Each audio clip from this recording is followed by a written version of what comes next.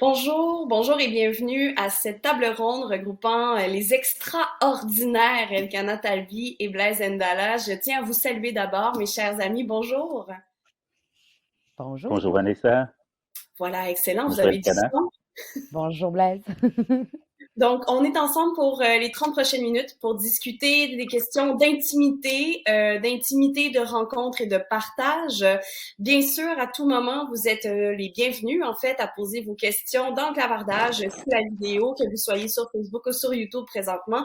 Et ces questions-là nous seront retransmises pour les 10 dernières minutes de la rencontre. Donc, si vous souhaitez échanger un peu plus intimement pour rester dans le filon avec Blaise ou Elkana, n'hésitez pas. Je commence, si vous me le permettez, par lire des bios pour que tout le monde sache à quel point vous êtes formidable et de quoi il en retourne et on se lance dans le vif du sujet. Donc, Blaise, tu es né au Congo, pays quitté donc en 2003 pour poursuivre en Belgique des études de droit. Tu immigres au Canada en 2007. Tu es anciennement chef de mission en Haïti pour Avocats sans frontières Canada. Tu es également auteur, fonctionnaire, oui, fédéral. J'irai danser sur la tombe de Senghor, l'Interligne 2014 est ton premier roman. Il a remporté le prix du livre d'Ottawa après avoir été finaliste à 4 autres prix littéraires, dont le prix Trillium. Le livre qui est désormais traduit, bon, tristement, aujourd'hui, c'est un autre sujet, en langue russe, est en cours d'adaptation cinématographique. Et ton deuxième roman, Sans capote ni Kalachnikov, paru chez Mémoire d'Encrier en 2017, a été sélectionné pour le Grand Prix littéraire d'Afrique noire et a notamment remporté le Combat national des livres en 2019 de Radio-Canada, le prix littéraire Émergence de l'AAOF, ainsi qu'une mention spéciale du prix Ivoire pour la littérature africaine d'expression française. Une traduction en langue anglaise est en cours. Blaise Ndala, tu as publié en février 2021, toujours chez Mémoire d'Encrier, ce magnifique et dense et foisonnant roman dont on aura la chance de parler, qui se nomme donc Dans le ventre du Congo, lauréat du prix Ivoire 2021 et du prix Amadou Kourouma 2021. Blaise, tu ne chômes pas. Bonjour. Bonjour Vanessa. Ça Ouais, me fait vraiment plaisir qu'on se retrouve dans ces circonstances avec Elkana que je présenterai un peu plus brièvement, mais dont le parcours est tout aussi glorieux, hein, je tiens à le dire. Donc, Elkana Talbi, qui est autrice, comédienne et artiste de spoken word, qu'on connaît également sous le nom de Queenka.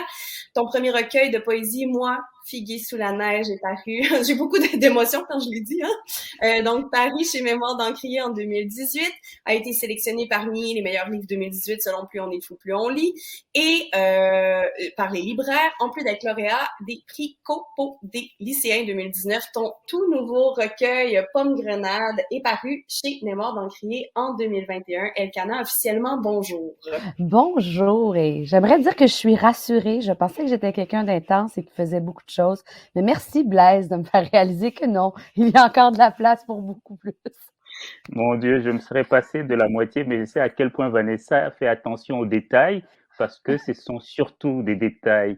L'essentiel, c'est ce dont nous allons parler aujourd'hui, c'est-à-dire la substance de l'œuvre, si œuvre il y a, la substance de la chose littéraire. Mmh.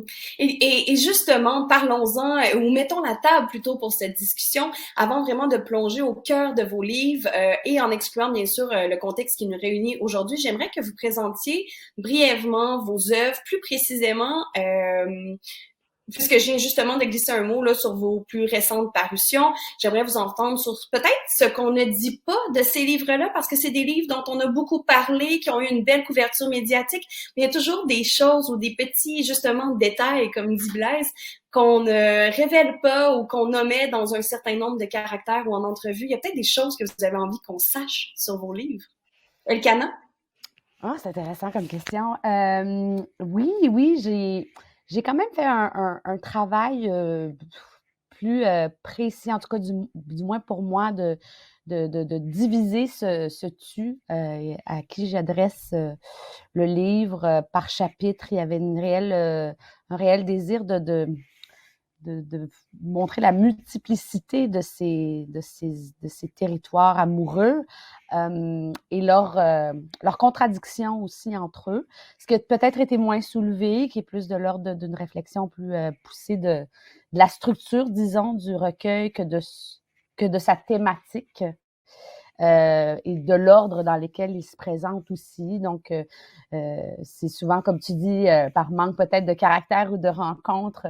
Puis il est tout nouveau, ce livre, et avec la réalité professionnelle et aussi de la COVID, j'ai pas encore eu le temps de peut-être défaire un peu et expliquer un peu le cheminement qu'il y a eu pour moi dans ce travail-là.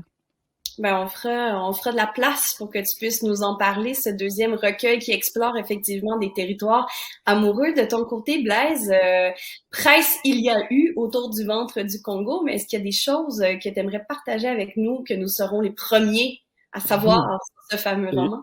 Je doute que vous soyez le premier à savoir, mais ce que je dirais, même si effectivement beaucoup de choses ont été dites, mais je pense qu'on ne met pas assez d'emphase sur le fait que pour moi, ce roman, Dans le ventre du Congo, même s'il est tissé autour d'événements historiques qui remontent d'aussi loin, par exemple la création du fameux royaume des Bakuba, qui se place du coup au XVIIe siècle, en 1625 au Congo, même s'il prend pour détour l'exposition universelle qui a eu lieu à Tervuren en Belgique en 1897, pour ensuite convoquer la plus récente en 1958 avec le fameux zoo humain. C'est un livre qui n'est pas tourné vers le passé. C'est pas le passé qui est au centre de ce livre-là. Le passé, certes, est convoqué pour notamment jouer un jeu de miroir, pour nous amener à nous interroger si ce passé-là, et là je vais reprendre une expression que l'on trouve à l'entrée d'ailleurs du musée royal de Tervuren, qu'on appelle maintenant le musée Africa à Tervuren en Belgique, pour se demander si le passé est bel et bien passé. C'est un livre donc sur le présent, c'est un livre sur le présent pour pouvoir questionner certaines pratiques que nous avons héritées de cette période où se passaient ces eaux humains, période qui a vu une certaine hiérarchisation de ce qu'on considérait comme étant les races humaines, période qui nous a laissé donc ce legs assez triste, assez lugubre, où les indigènes, les hommes des colonies, les femmes des colonies pouvaient être traités de la manière dont ils ont été traités dans le roman. Et de voir quel a été l'héritage donc de ce passé, qu'est-ce que cet héritage a pu produire aujourd'hui dans les pratiques, dans les politiques, dans notre manière de faire société.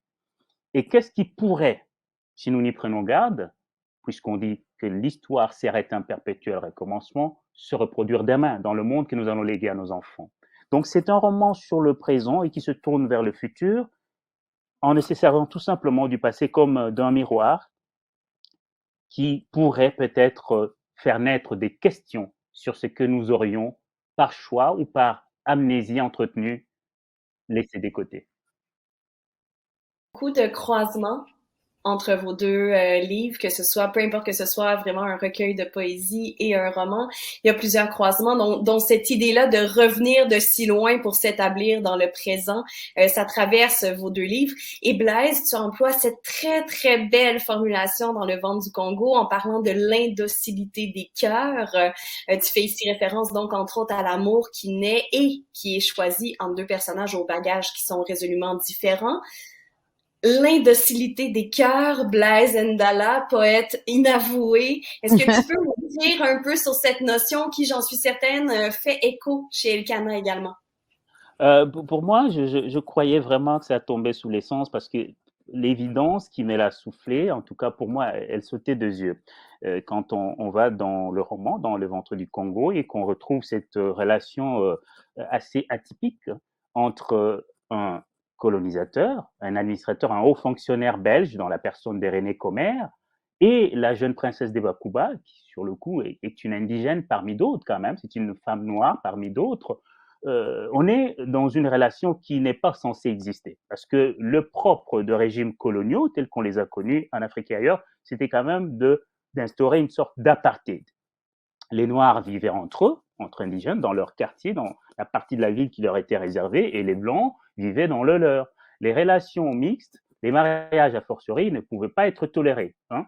Et on se retrouve avec ces deux personnes qui, malgré ces interdits, malgré cet apartheid, malgré toute la pression et la sanction sociale qui pourrait venir du fait d'enfreindre ces lois, tombent quand même amoureux l'un de l'autre. Et pour de vrai, on n'est pas Dans le cas de René Comer et de la princesse Tchala, on n'est pas dans la manipulation, on n'est pas dans l'abus du pouvoir, ni dans l'abus de la position du dominant sur la dominée. On est dans une relation sincère, entière, pleine, où deux êtres ne peuvent s'arrêter. D'ailleurs, Comer a cette phrase magnifique qui dit « C'est lui qui ne peut aller à genoux jusqu'au pied de la croix où le convoque l'amour, ne mérite pas de vivre libre. » Et il ajoute d'ailleurs, je dis de mémoire, le cœur a ses raisons, évidemment, on voit le clin d'œil, hein, que la raison coloniale ignore. Donc il est entièrement, oui, il dit pour la raison coloniale, ça ne le concerne pas.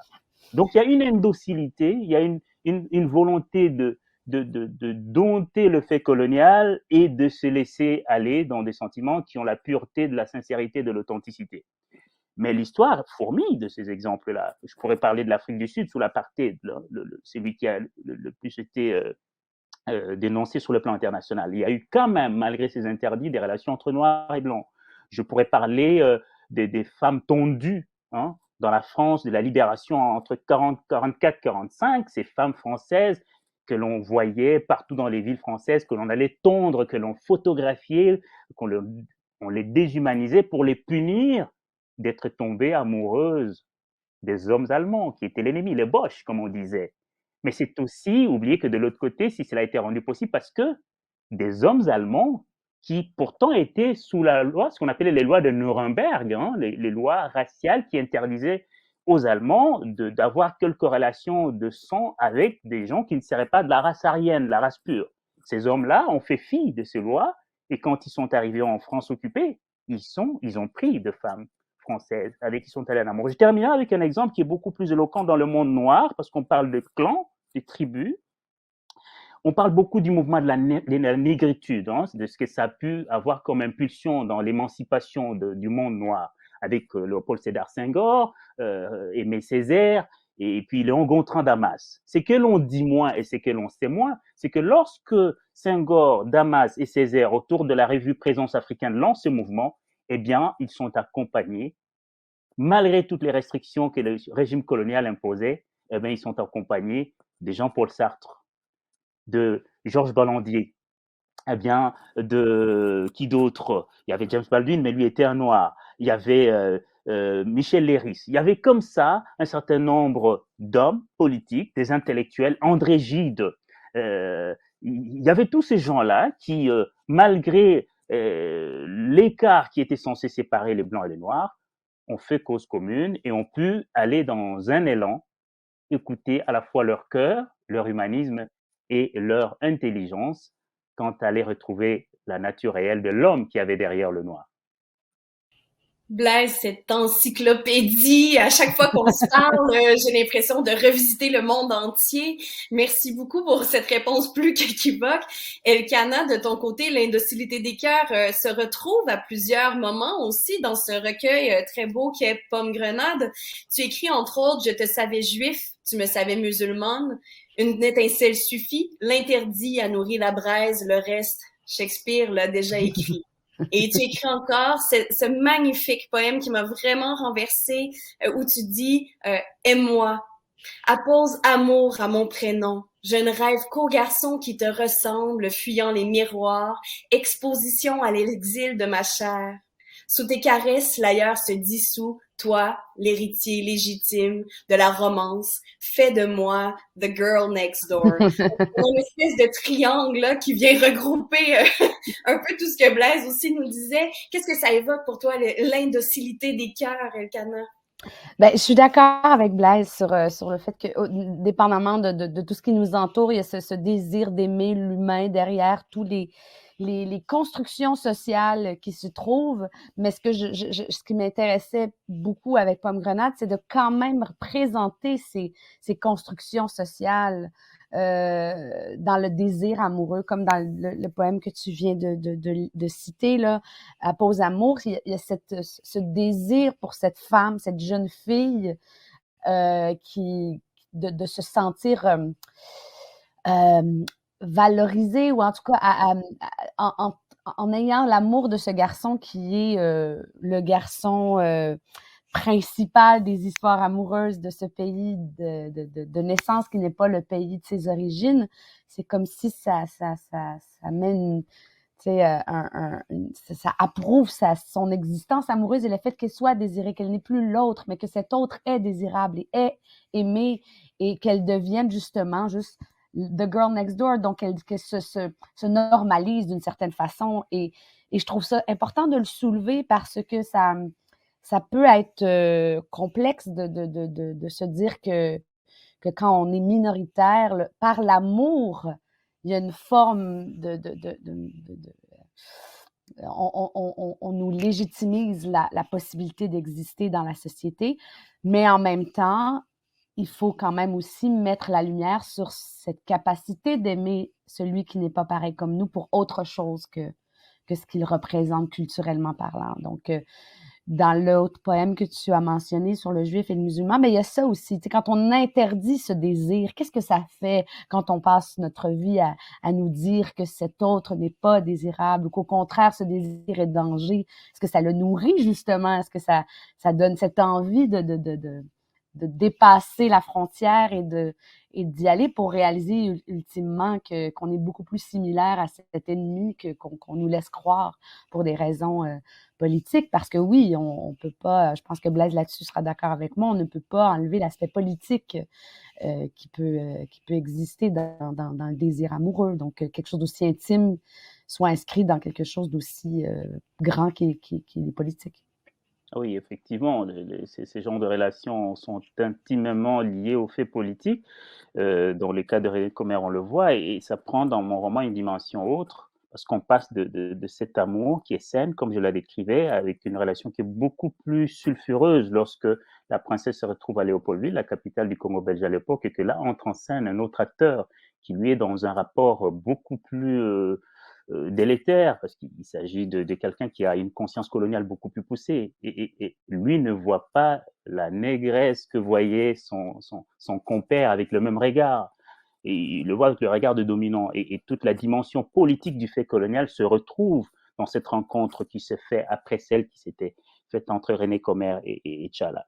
Et cette dimension politique d'ailleurs, je terminerai par ce détail, lorsque je terminais l'écriture de ce roman, elle a réjailli en Belgique sous un aspect absolument inattendu, c'est que les survivantes, appelons-les ainsi, en tout cas des femmes, aujourd'hui 70 ans et plus, qui sont toutes des métisses nées pendant l'époque coloniale belge, ont finalement saisi la justice belge pour crime contre l'humanité, parce que politiquement, justement, leur naissance leur a valu, en tout cas, des traitements qui étaient de l'ordre de la déshumanisation, et le procès est encore pendant devant les tribunaux de Bruxelles. C'est vous dire à quel point il y a vraiment des regards tout à fait différents que l'on peut porter, et l'expérience que l'on peut vivre sur cette relation-là peut beaucoup varier lorsque à la relation individuelle se greffe la superstructure étatique qui génère, c'est qui codifie les rapports entre la minorité ou entre le pouvoir dominant et le pouvoir, en tout cas, et la partie dominée. Tout à fait, tout à fait. Et là, je trouve ça tellement crève-cœur parce que je savais bien sûr que de mettre Elkana, Blaise et moi sur un panel, ça allait juste être terrible de dire que 30 minutes, franchement, pour échanger. Donc, il y a quand même deux choses que je souhaite aborder avant de peut-être céder la place à au moins une question du public. Alors, je nous fais part du temps, peut-être une dizaine de minutes encore pour parler de ces deux sujets-là. Le premier, en fait, Elkana, tu l'as bien évoqué, et Blaise, je crois que tu y as déjà bien répondu, mais j'avais envie quand même de vous relancer sur cette question-là parce que, évidemment, quand Clara Lagacé de la programmation m'a envoyé ce sujet-là sur l'intimité, on a ce réflexe-là de penser à l'intimité physique, à l'intimité émotive, amoureuse. Or, vos œuvres, en plus de traiter toutes deux de ces thématiques-là, avancent également l'idée d'une intimité intellectuelle, voire politique. Donc, Elkana, tu écris « J'ai grandi parmi vous, alors pourquoi suis-je encore si petite à vos yeux? » Et là, ça peut être tellement multiple comme interprétation. Alors que Blaise, à ton tour, à propos du village congolais d'Expo 58 à Bruxelles, tu dis « Tout au long de l'exposition, ces invités d'un genre particulier durent simuler des gestes de la vie que leurs hôtes voulaient montrer aux visiteurs.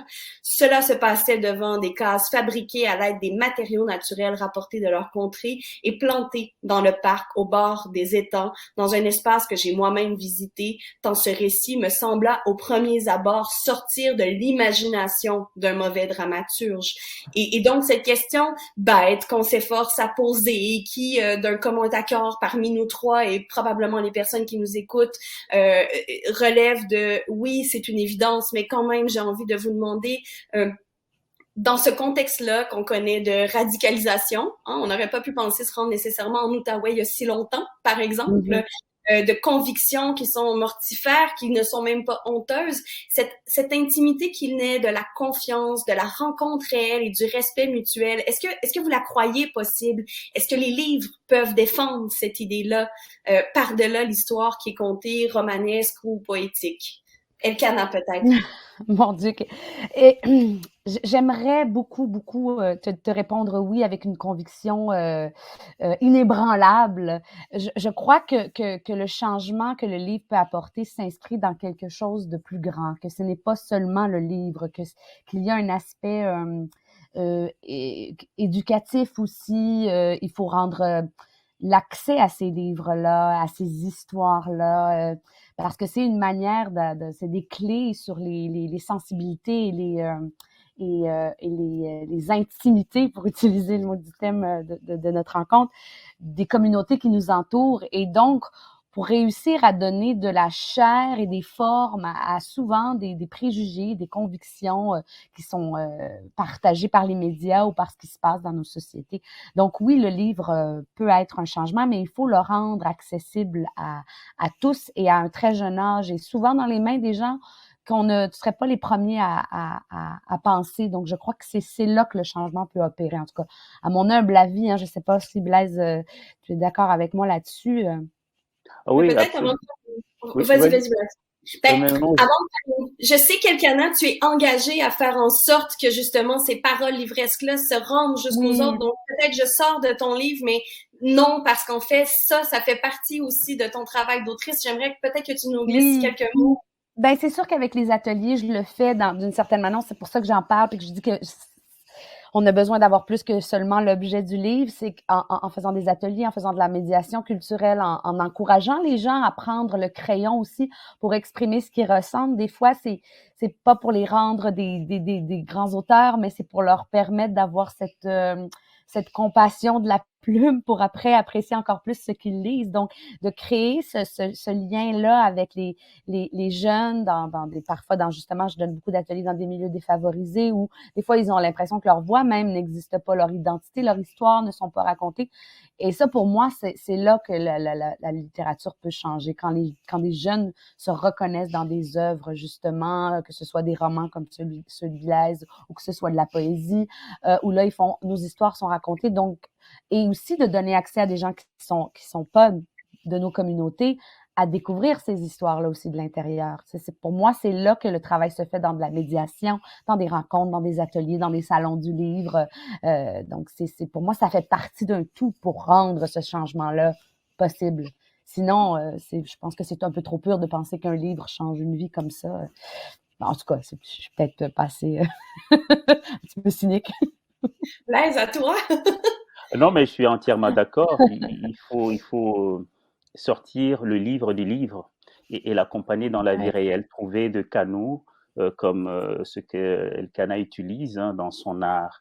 Mais pour revenir quand même au livre, ce que moi j'ai tenté en tout cas de faire dans ces livres-là, parce qu'on entend beaucoup des discours sur l'archaïsme. On accuse parfois de romans qui vont porter sur une période comme celle-ci d'archaïsme. Ah ben, vous jugez les gens avec le mœurs de l'époque. Écoutez, on disait nègre à l'époque, qu'est-ce que vous voulez que l'on fasse? On traitait les gens de cette manière-là. On pensait pas que faire mal. On allait voir le sauvage dans un zoo humain. C'était juste comme ça. À l'époque, on s'amusait. Et on aurait peut-être fait pareil aujourd'hui, sauf que ce que le livre montre, pour revenir à ta question, Vanessa, c'est que même à cette époque-là, l'intelligence, l'humanité qui est au fond des gens, au fond, dans ce cas-ci, des Européens qui étaient là-bas, qui côtoyaient ces pseudo-indigènes, les amenait, en tout cas, amenait beaucoup d'entre eux à questionner ces rapports verticaux et cette déshumanisation, à la contester, à aller à contre-courant de leur époque. C'est le cas notamment dans le roman, on a dit, c'était René Commère, mais c'est aussi les cas de son grand-père à Commère, qui lui, on voit bien dans les livres, était ce qu'on appelait un peu les africanistes, qui s'étaient opposés au projet colonial du roi. C'était le cas dans la vie réelle, dans le Code du Congo belge, de personnages comme Arthur Conan Doyle, Mark Twain, des écrivains, le Britannique Edmond Morel, qui, à la même période, se sont mobilisés, ont mobilisé l'Europe dans la première campagne de photographie pour dénoncer les crimes de Léopold II, ont coupé les mains aux Congolais. Dans le même Congo, à la même période, quand ils ne récoltaient pas assez de caoutchouc, quand ils n'étaient pas assez efficaces dans le travail forcé qui leur était imposé. C'était des Blancs, c'était des Européens. Ils auraient pu rester dans leur camp, jouir de leurs privilèges. Mais ils sont allés, ils ont fait ce que les Sartre avaient fait, c'est que les Ballandier ont fait avec les Césaires pour soutenir la négritude. Donc ça veut dire qu'il y a une connivence intellectuelle qui peut se créer, on peut trouver des alliés. On en a toujours trouvé de tout temps. Alors quand les injustices se font et qu'on n'est pas du bon côté, c'est qu'on a, à un certain moment, voulu faire taire la voix humaniste qui est en nous et c'est coltiner simplement ses propres privilèges. Et les exemples de cette nature, on a multiplié. Mais je terminerai quand même par une note positive parce qu'aujourd'hui encore, ce qu'on voit, c'est que lorsque George Floyd, qui est un noir, qui est abattu en pleine rue, et qu'il y a une mobilisation qui se fait, elle n'est pas seulement le fait de noirs aux États-Unis, elle est aussi le fait d'arabes, de jaunes, de blancs dans tous les pays du monde. Parce que ça nous montre que oui, objectivement, face à l'humanité qui est la valeur la plus commune, c'est qui nous est le plus commun. Terence disait, je suis humain et rien de ce qui est humain ne m'est étranger. Quand nous nous rendons compte que l'humanité qui est déniée à quelqu'un qui nous ressemble, nous concerne, heureusement, nous nous mobilisons. Mais ça ne vient pas par la génération spontanée, comme le dit Elkanah, par l'éducation, par la sensibilisation, parce que la bataille, elle est longue. Et je pense qu'on la perdra le jour où on ne voudra plus s'y engager. Ah, bon ça. Tout à fait. Oui, vraiment. Je pense qu'il n'y a rien à rajouter sur vos deux réponses qui sont magnifiques et qui se complètent bien. Il y avait une question du public, mais vous y avez répondu tous les deux par la bande, en fait, qui quand même, je tiens à la lire à voix haute, qui disait « Les sujets dont vous parlez dans vos œuvres sont parfois durs et heurtants, et pourtant, on sent qu'on y tend vers une construction éventuellement positive par la pensée, la rencontre. » Et la question était, quand on plonge dans ces thèmes durs sur le plan humain, est-ce que c'est difficile de garder le focus de l'angle plus lumineux, plus constructif dans le fil de l'écriture? Vous avez quelques mots pour répondre. Est-ce que c'est difficile ou est-ce que ça émerge de votre foi peut-être en l'humanité? Ben, je pense que Blaise a bien terminé juste avant quand tu mentionnais l'engagement. Je crois que quand cet engagement-là, quand on s'engage dans cette écriture-là, on a un devoir de trouver cette lumière ou du moins de trouver le chemin pour que cet engagement-là vers l'autre, vers la construction d'une humanité, d'une meilleure, elle est là. Parce que si ce n'est que pour présenter la dureté et les difficultés, je crois qu'on n'apporte rien de neuf et à la limite, ce n'est que de rajouter de la douleur où il y en a déjà. Il faut prendre cette douleur-là, la construire et tendre la main. Sinon, je crois qu'on échappe des compatriotes humains en cours de route et c'est triste parce que c'est pas ça le but ultime. Entièrement d'accord avec Elkanah, sublimer la douleur, tendre la main. Elle ne pouvait trouver d'autres mots parce que, en tout cas, des mots plus touchants. Parce que c'est comme ça, Vanessa, tu te rappelleras que s'achève mon roman. Les paroles du roi des Bakuba à la toute fin avant de mourir, c'est qu'ils disent que l'histoire et la mémoire ne sont pas un tribunal. C'est un antidote pour le futur. Donc tout cela, une fois qu'on l'a porté par l'écriture et qu'on l'a offert à nos lecteurs, c'est pour essayer de voir les solutions de faire société ensemble. Pas pour en ajouter à l'obscurité qui, elle, déjà, est assez présente. On n'a pas besoin de la réinventer dans les livres. Si on la convoque, c'est pour, en bout de ligne, nous donner une lueur d'espoir. C'est cette lueur d'espoir qui nous aidera à faire société. Autrement, l'art, pour le plaisir de l'art, c'est bon ça. Aussi, mais je pense que c'est pas suffisant et c'est pas ce qui nous construit.